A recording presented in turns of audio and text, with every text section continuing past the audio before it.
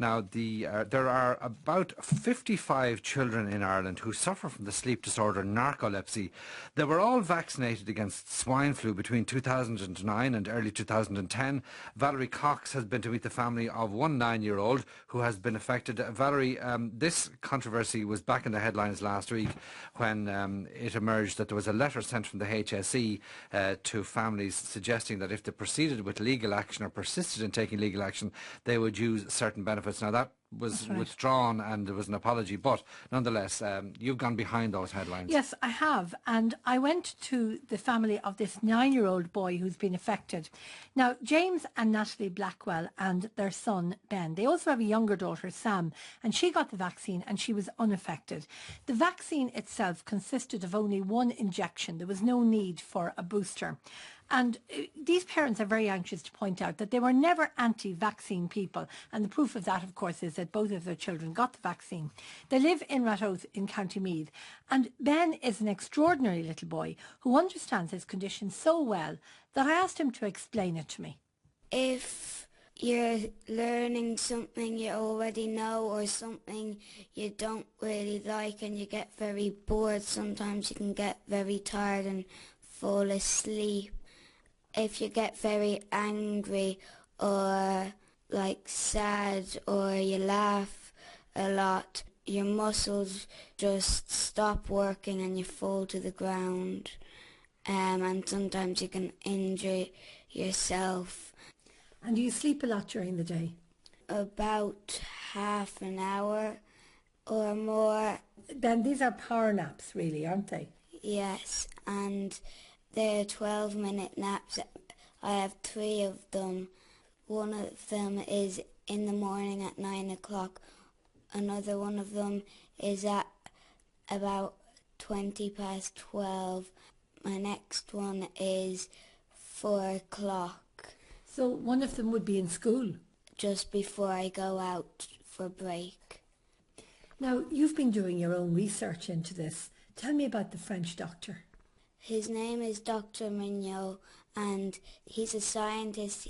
He's a French scientist that started studying narcolepsy because his dog has it, and his dog like sleepwalks and sometimes gets very tired, sleeps a lot more than a normal dog would.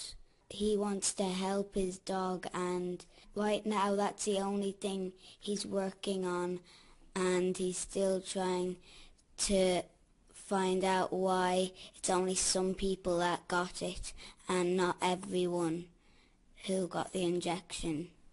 What do your friends think about this? When we were moving up into 3rd class, we had to swap around classes, and last year I explained to everyone in my class about why I had to go for 12 minutes to a different place and everything. But this year I have to restart all of that because the classes got swapped around. I haven't told many yet, but sometimes they come up and ask more questions, and sometimes next day they come in and ask what the name was. I don't know why. Maybe they want to look it up or something to see what it means. So that's 9-year-old Ben Blackwell there in Ratoath, Valerie, in County Meath. How did his parents notice something was wrong with him? Well, the symptoms were very serious, but what you've got to remember is that they were also very difficult to diagnose, as they explained. So I think we have to come to that now in a few moments. Have we got it yet? We have yet. No, we don't. Sorry, Valerie. But one of the reasons, Sean, that it is difficult to suddenly hone in on a vaccine is, I mean, there are 55 children affected, but there were 900,000 doses of Pandemrix given out during that period. So you wouldn't immediately think, you know, that it had anything at all to do with the dose. Right. Valerie, I'm told that we have a problem with our desk outside, which is causing difficulties with playing of those clips, and we'll be able to come back to that. But let's go first of all to a break. And now I'm happy to say Valerie Cox is back in studio to talk about narcolepsy. Valerie, as you were explaining before we were rudely interrupted by a technical hitch or glitch, it's something which affects around 55 children in this country, all of whom were vaccinated against the swine flu between 2009 and early 2010.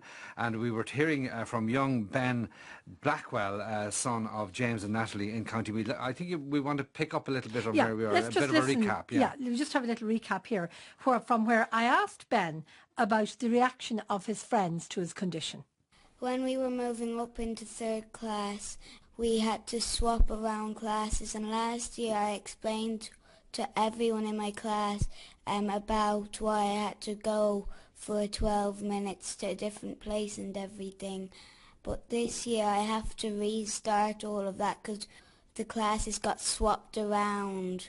I haven't told many yet, but sometimes they come up and ask more questions, and sometimes next day they come in and ask what the name was. I don't know why. Maybe they want to look it up or something to see what it means. That's young Ben there, Ben Blackwell, living, as we say, in Ratoath in County Meath. Now, you went out primarily to talk to the parents, actually. It was only when you got there, I think, that you discovered Ben was well able to explain. Absolutely. And I had no idea that a 9-year-old would have such a grasp, such an understanding of his condition, which is fantastic. But as the parents explained, of course, you know, they've talked about it all along to him, and he's gone to all the meetings with the consultants and so on. And the symptoms obviously very serious, but how, and difficult to explain, but how did the parents first notice that something was wrong, Valerie? Yeah, well, Sean, they are difficult to diagnose, but this was their experience. Ben had a not a very nice reaction to it in school when it was delivered, but then we had no other symptoms after that. Then in August, roughly August 2010, all of a sudden, doing activities that previously he would have been absolutely fine with, just simple things, watching telly, sitting in the car, being out and about, even fun fairs and places like that, he'd all of a sudden get very, very grumpy, go very, very pale, and then, if given an opportunity, would just fall asleep. And he would sleep for hours. We'd be unable to wake him. And when he did wake, sometimes would appear to not know where we were, be unable to speak, be very vague, totally disoriented, as if perhaps you could say in the middle of a nightmare. It was quite very disturbing. He didn't seem to know who we were, or maybe we looked like something else. We appeared to frighten him when we went near him and frighten him when we left the room, so it was a kind of rock and a hard place situation. The main one was he was talking about a squealing in his head. And on top of that, he was tired, but we were kind of thinking that the tiredness was because, you know, his brain was trying to concentrate over the squealing in his head. So nearly the tiredness that we saw was kind of secondary. We were, I suppose, thinking mainly about the squealing initially. And we got bloods done and they were clear. We got EEGs done and it was clear, and MRI done. We've been to neurologists. He was given the all clear. What did you think it might be? So they thought maybe, you know, to look at epilepsy, but that was clear. Then, of course, you start thinking, well, is it something in the brain, maybe a brain tumour or something like that? So when all those tests came back clear, we were obviously thrilled, but we still knew that there was something wrong. So we didn't have any answers at that point, even though all our tests were coming back clear. And we went back to the GP, actually probably this time 2 years ago, after reading an article in the newspaper about a potential link between the Pandemrix vaccination and narcolepsy. And then we checked his records and he had actually received that particular vaccination as well. So that's when I read up on narcolepsy, and there was a lot of things that were clicking with me regarding the symptoms that he was showing, and we went to the GP and we kind of said to the GP, this is an avenue now that we want to go down.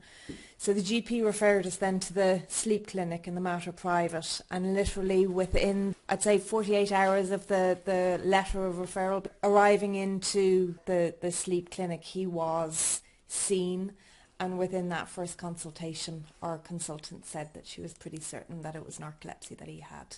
So that's Natalie Blackwell, Valerie, and before that, her husband James, the parents of young Ben. Um, what's the HSE saying?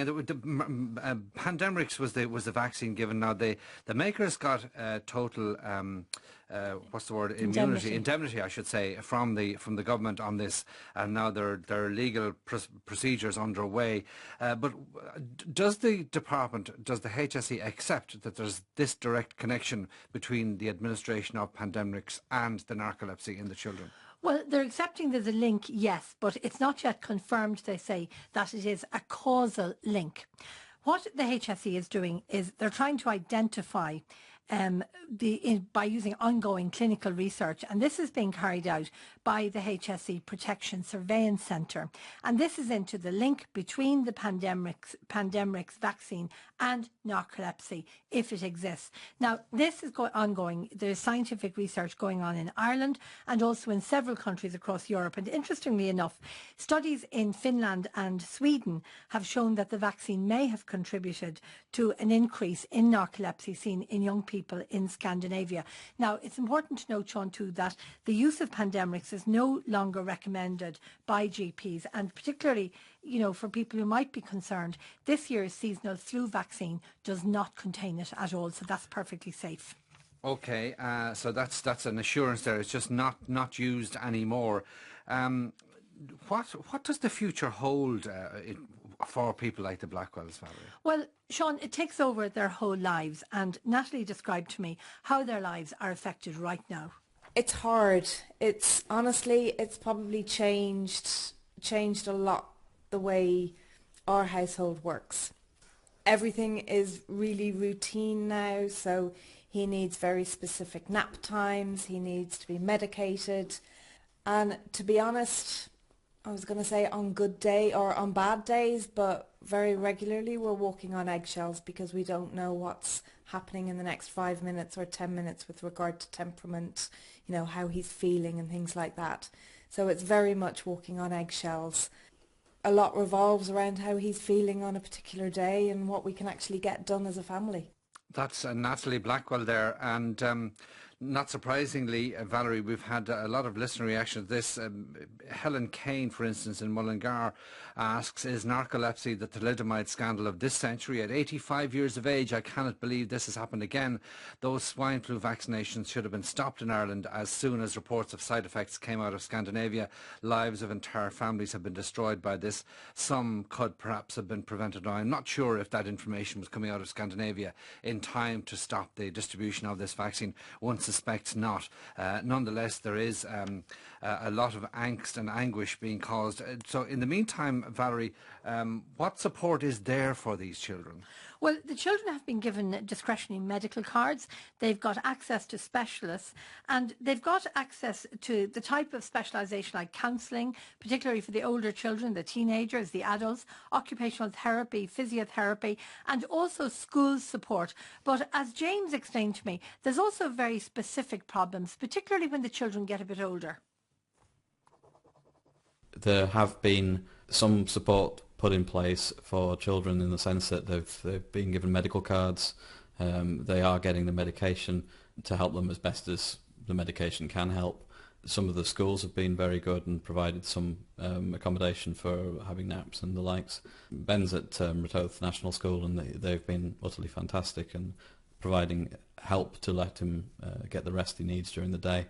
But really it's day by day, and once, you know, school gets that bit more taxing and harder for him, that's when we have to, you know, really see what needs to be done for him. But at the moment, he seems to be doing awfully well in school. Yeah, at the moment he's great. I think because he's accepted narcolepsy as what he has right now, and I really believe that because he was diagnosed before the hormones kicked in, before all of that confusion of being a teenager kicks in, he's going to reach his teenage years now with the acceptance there already. So he's very open with his school and with his friends. And I was going to ask you about that, because Ben knows all about this condition and he seems very comfortable with it. Would most parents share this with their kids? To be honest, I mean, he hears us talking about it. When we're at the consultant, he listens to everything that we say. So there was no point keeping it a secret. I know that some of the teenagers themselves, they don't want to admit that they have this. So then, if the acceptance isn't there, then it's hard for them to tell friends. And there's also the issue that some of the teenagers in particular that might be going out looking for work at some point, whether or not an employer is trying to discriminate, it's very, very hard to ignore the fact that somebody's claiming to have a condition that makes them sleepy during the workday. So they're understandably being cautious about admitting in public that they've got it. Valerie, and that's young Ben's dad there, finally James Blackwell, and with him, of course, Natalie, the mum. Valerie, one thing that was interesting from what you recorded with them earlier was just how long it took them. They went to all sorts of tests, and with the GP, was it this, is it that, and then she said, look, check it out for this, and he went to the sleep clinic and got the appointment and so forth. So is there any kind of coordinating, there is a coordinating body, isn't there, to help yeah. families? There's a very useful organisation, and in fact it was through this organisation that the Blackwells got a lot of their information as well. It's called SOUND, S-O-U-N-D, and it stands for Sufferers of Unique Narcolepsy Disorder. And sound.ie, they're the people to make the first contact with, apart from your own GP. Valerie, thanks for that. It's a story I suspect that we will be revisiting again and again and watching its way through the health system and indeed the course, one imagines, in the months and years ahead.